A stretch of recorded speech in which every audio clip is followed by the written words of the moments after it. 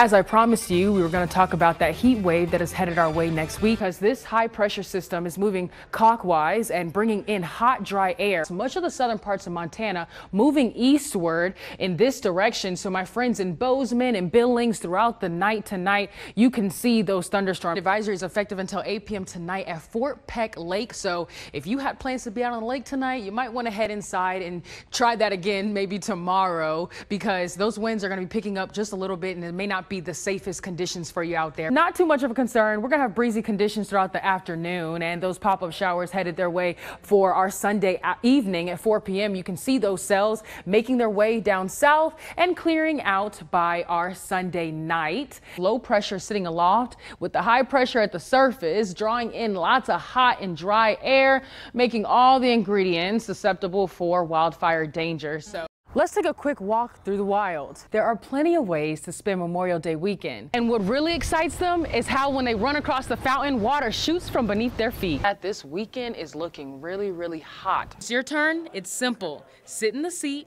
pull down the harness, and you're ready for takeoff. Here we go. George Floyd was killed this day last year and sets that on fire too. You look away to read a notification. You see, it only takes 1 second of your eyes off the road to put every driver around you in danger. I had the chance to ride it today. I'm ready, let's do it. And I don't want to get sick. Michele Matlock and her husband say they are in need of a safe home. And I've got to get out of here. And if we do the math and add it all up, well, let's just say it's a lot. On June 12th, the town is having a celebration for Flag Day. Losing apartments to fire, smoke, and water damage is not ideal. Tonia and Michele here at Southside Aquatic Center, and I've just learned that you have to make reservations for the swimming pool. Fathers, mothers, sisters, and brothers are coming together to commemorate for those who have served our country. One of Stacy's girls are graduating high school this year, and Stacy says this tree shows not only how far they've come, but where they are going. Before I talk about where the party is at, let's talk about where the party started. David's Pizza gave away their dough for no dough. It's the same place where the canisters are washing up on shore. It turns out that the hot weather that we've been seeing has been actually helping these strawberries bloom better than ever. Today is actually going to be the longest day of the year. And as you can see behind me, that section right over there is where the priest was sleeping when the fire started. 2 people in the car. Oh, you should back up. Hurry up, hurry up, hurry up. 1 reaction. Go. Get away as fast as possible. We'll have all updates right here.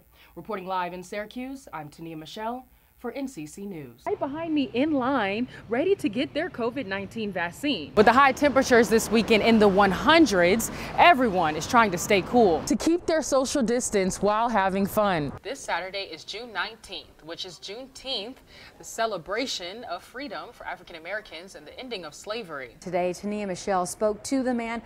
Tonia Michele was at Rogers High School, where football practice has been moved indoors. In Spokane, I'm Tonia Michele, KHQ Local News.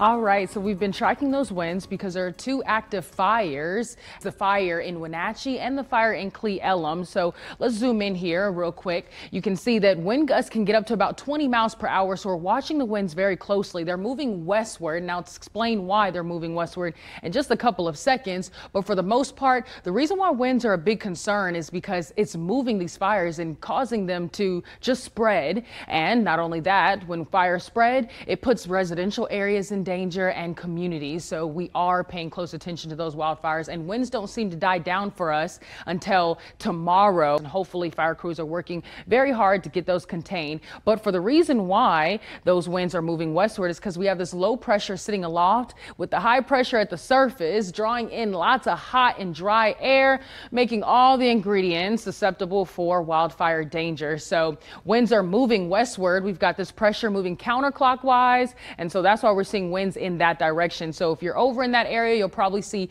haze and maybe even some smoke, especially if you're very close to those fires that are active.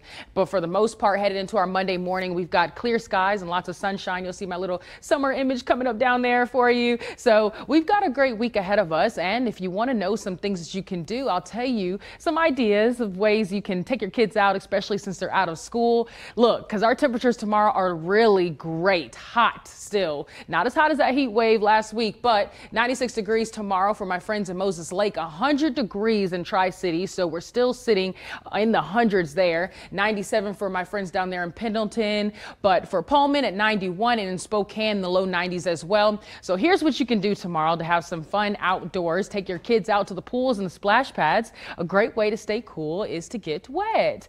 Bring those goggles, have some pool floaties out there. And not only that, you can also take an evening stroll or a hike, head out to the parks. We've got great national parks here across Washington all over the place. So you can get out there and enjoy that. I said evening because it won't be as hot, or you can go early in the morning. Another thing you can do is plan for an outdoor picnic. Have some food, maybe go grab some ice cream. Another great way to stay cool. I love ice cream. But for the most part, this week is looking really nice. Monday, mostly clear skies. By Tuesday, we're in the mid 90s at 95 degrees, cooling down there by Thursday at 88 degrees.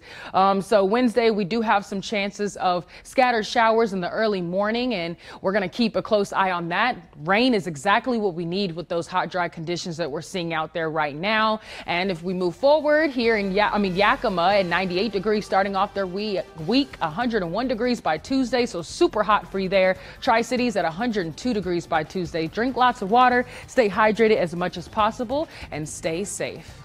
And I don't want to get sick.